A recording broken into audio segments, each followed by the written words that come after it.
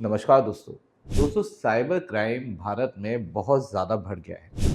अब इस वजह से गवर्नमेंट भी बहुत ज़्यादा सख्त है और इसके तहत ही 1930 को भी मजबूत किया गया है। अब कंप्लेंट कराना भी बड़ा आसान है। किसी के संग भी कोई साइबर क्राइम हो तो वो इजीली 1930 पे कॉल करके अपनी कंप्लेंट फाइल करा सकता है या वो साइबर क्राइम पोर्टल पे विजिट करके भी कंप्लेंट फाइल करा सकता है। इस वजह से साइबर क्राइम कंप्लेंट जब बहुत ज़्यादा फाइल हो रही हैं तो उन पे एक्शन भी बहुत ज़्यादा हो रहा है और डिफरेंट डिफरेंट अकाउंट्स जिनमें भी साइबर क्राइम का फंड जाता है उन सभी बैंक अकाउंट पे साइबर सेल एक्शन करता है, डेबिट फीस लगाता है या पर्टिकुलर अमाउंट का लीन लगा देता है। कई बार दोस्तों ये जो फंड हमारे अकाउंट में अगर आ जाए तो हमारा बैंक अकाउंट भी डेबिट फीस या लीन लग सकता है। इसमें हमारा कोई रोल नहीं है, किसी भी साइबर क्राइम में आपका कोई रोल नहीं है, फिर भी वो फंड आपके अकाउंट में आने की वजह से साइबर कंप्लेंट आपके अकाउंट पे भी आ सकती है। तो दोस्तों यही वजह है, जब साइबर क्राइम की कंप्लेंट्स इतनी ज़्यादा इन दिनों बढ़ती जा रही हैं, तो इस वजह से बैंक अकाउंट फ्रीजिंग भी बहुत ज़्यादा होते जा रहे हैं। अगर आपने कभी भी ऑनलाइन गेमिंग खेल लिया और उसमें से फंड विड्रॉ कर लिया, तो आपका बैंक अकाउंट भी फ्रीज हो सकता है। आप P2P ट्रेडिंग कर रहे हैं या क्रिप्टो ट्रेडिंग कर रहे हैं और ऐसे में कोई भी साइबर क्राइम का फंड आपके अकाउंट में आ गया, तो आपका बैंक अकाउंट फ्रीज हो सकता है। आप अगर ऑनलाइन ट्रेडिंग करते हैं या फिर आप ऑनलाइन कोई शॉप चलाते हैं, किसी भी तरीके से ऑनलाइन फंड रिसीव करते हैं, आप सीएससी सेंटर चला रहे हैं, कॉमन सर्विस सेंटर, या फिर अपने किसी फ्रेंड से ही आपने कुछ पैसा लिया और उसमें साइबर क्राइम का फंड अगर आ गया, तो आपका बैंक अकाउंट भी साइबर सेल फ्रीज कर देगा या उस पर पर्टिकुलर अमाउंट का लीन लगा देगा। दोस्तों आज इस वीडियो में मैं आपको बताऊंगा कि अगर आपको भी इस प्रकार की कोई समस्या फेस करनी पड़ रही है, आपका भी बैंक अकाउंट फ्रीज हो गया है या लीन हो गया है, तो उसको कैसे अनलीन कराना है या अनफ्रीज कराना है। नमस्कार दोस्तों मैं हूं एडवोकेट आयुष गर्ग और आप देख रहे हैं अपना YouTube channel online legal centre. Bank account fees या साइबर क्राइम से रिलेटेड और इन्फॉर्मेटिव वीडियोस देखने के लिए आप हमारी प्लेलिस्ट पर भी विजिट कर सकते हैं। तो चलिए दोस्तों बिना देर करे टॉपिक को शुरू करते हैं। दोस्तों अगर आपके किसी बैंक अकाउंट पे साइबर कंप्लेंट होने की वजह से आपके बैंक अकाउंट को फ्रीज कर दिया गया है, लीन कर दिया गया है, तो उसको अनफ्रीज कराने के लिए सबसे पहले आपको अपनी बैंक से कॉन्टैक्ट करना है। बैंक से कांटेक्ट करके वहाँ से आपको कुछ डिटेल्स लेनी होंगी, जैसे किस साइबर सेल ने अकाउंट फ्रीज किया है, क्या कंप्लेंट नंबर है या क्या एक्नॉलेजमेंट नंबर है, अगर एफआईआर है तो एफआईआर क्या है, इसके अलावा ट्रांजेक्शन डिटेल्स क्या हैं, जिससे आप अपने ट्रांजेक्शन के आइडेंटिटी प्रूफ कर सकें, आप ट्रांजेक्शन के बारे में ऑफिसर को बता सकें। तो ये कुछ चीज़ें हैं जो आपको ज़रूरी हैं। इसके साथ साथ आपको डिस्प्यूटेड अमाउंट भी पता होना चाहिए और कौन सी लेयर में आपका बैंक अकाउंट फीस है, इसके बारे में भी जानकारी हो तो बहुत अच्छा रहेगा। बैंक्स ये डिटेल्स आपको देने के लिए बाध्य हैं, लेकिन कई बार बैंक्स ऐसी डिटेल्स देते नहीं हैं। वो कॉन्फिडेंशियल के नाम पर आपको मना कर देते हैं कि हम डिटेल्स आपको प्रोवाइड नहीं कर सकते। लेकिन दोस्तों ध्यान रखिए, कुछ भी ऐसा कॉन्फिडेंशियल नहीं है। आपके खिलाफ अगर कोई कंप्लेंट है, आपका बैंक अकाउंट इसमें इन्वॉल्व है, तो आपका राइट है उस डिटेल को लेना, उस कंप्लेंट की कॉपी को लेना। अगर दोस्तों बैंक आपको ये डिटेल्स प्रोवाइड नहीं करे, तो आपको 1930 पे कॉल करना है, नज़दीकी साइबर सेल में विजिट करना है और वहाँ से डिटेल्स लेनी है।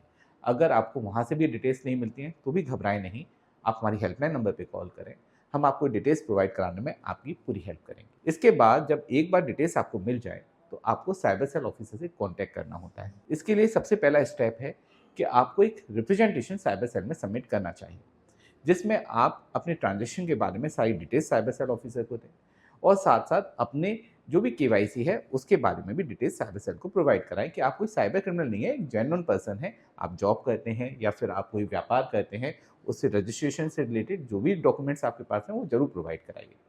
जिससे ऑफिसर ये समझ पाएँ कि वास्तव में आप कोई साइबर क्रिमिनल हैं या नहीं है। इसमें दोस्तों कई बार ऐसा भी होता है कि अगर आप शॉपकीपर हैं और आपसे किसी व्यक्ति ने कोई प्रोडक्ट या सर्विस ली है और उसके बाद अगर उसको सही नहीं लगती है प्रोडक्ट सर्विस, तो वो आपके खिलाफ साइबर कंप्लेंट फाइल करा देता है अगर उसने ऑनलाइन पेमेंट आपको किया है।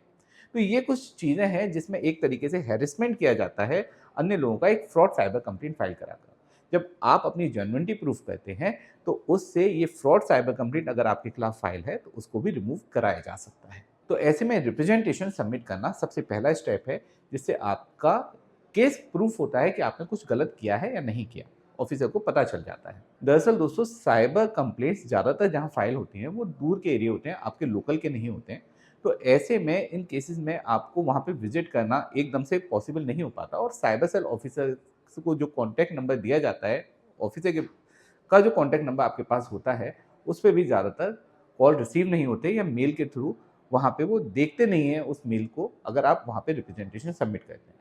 तो ऐसे में आप एक अच्छे साइबर एक्सपर्ट एडवोकेट की हेल्प लेके भी अपना रिप्रेजेंटेशन साइबर सेल में सबमिट कर सकते हैं। ये रिप्रेजेंटेशन आगे आपको बहुत काम आता है, इसके बारे में मैं आपको आगे भी बताऊंगा। एक बार रिप्रेजेंटेशन सबमिट हो जाए, उसके बाद आप साइबर सेल में डायरेक्ट विजिट भी कर सकते हैं। साइबर सेल में विजिट करके आप ऑफिसर से बात कर सकते हैं, उनको अपने केस के बारे में सारी जानकारी दे सकते हैं, डिस्कस कर सकते हैं केस के बारे में, और रेलिवेंट प्रूफ देने के बाद आपके अकाउंट को अनफ्रीज करने का ऑर्डर साइबर सेल ऑफिसर दे सकते हैं। कई बार ऐसा होता है कि आप विजिट नहीं करना चाहते हैं साइबर सेल में, आपको डर लगता है कि कहीं ऑफिसर आपको बैठा ना लें या आपका हेरिसमेंट ना हो।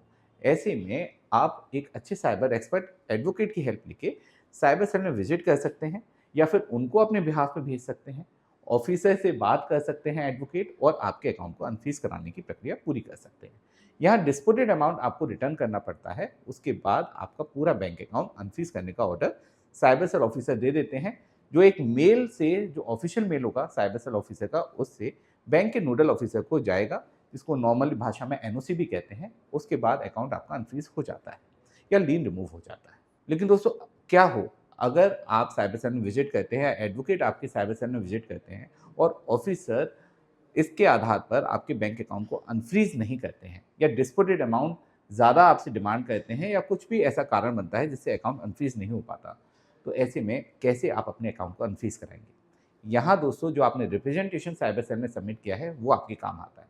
इस रिप्रेजेंटेशन के आधार पर आप हाई कोर्ट में रिट पिटिशन भी फाइल कर सकते हैं। कोर्ट में रिट पिटिशन फाइल करने के लिए आपको एक रिप्रेजेंटेशन साइबर सेल में और बैंक में सबमिट करना मस्ट होता है, बिना उसके कोर्ट आपको एंटरटेन नहीं करेंगे। कोर्ट में हम mandamus writ petition high court में लगा सकते हैं, उस स्टेट की हाई कोर्ट में लगा सकते हैं जिसके ज्यूरिडिक्शन में साइबर सेल आता है, या फिर आप अपने स्टेट की हाई कोर्ट में भी लगा सकते हैं जिसके ज्यूरिडिक्शन में आपका बैंक आता है। कोर्ट से आपके बैंक अकाउंट को अनफ्रीज करने का ऑर्डर दिया जा सकता है।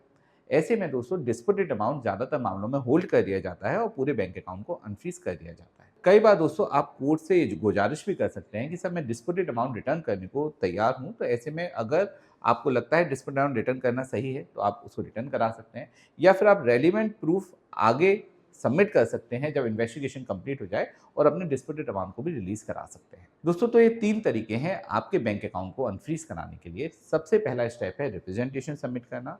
ज़्यादातर मामलों में जब आप रिप्रेजेंटेशन सबमिट करते हैं, तो इन्वेस्टिगेशन जब कंप्लीट हो जाता है तो वो आपके बैंक अकाउंट को रिलीज कर देते हैं।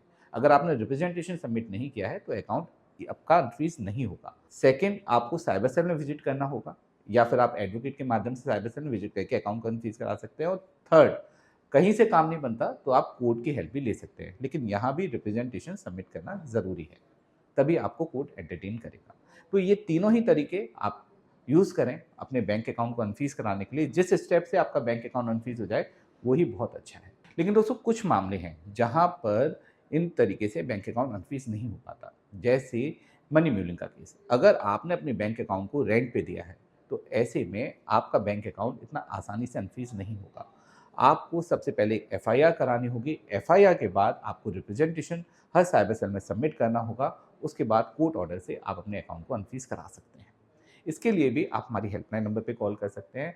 हम आपकी हेल्प करेंगे इस मामले में भी, क्योंकि मनी म्यूलिंग के केसेस कुछ टेक्निकल्स होते हैं, और इसमें आपके द्वारा कोई क्राइम नहीं किया जाता, लेकिन आपका बैंक अकाउंट इस क्राइम में यूज़ हुआ है, और वो व्यक्ति जिसने क्राइम किया है वो पिक्चर में कहीं दिखता भी नहीं है।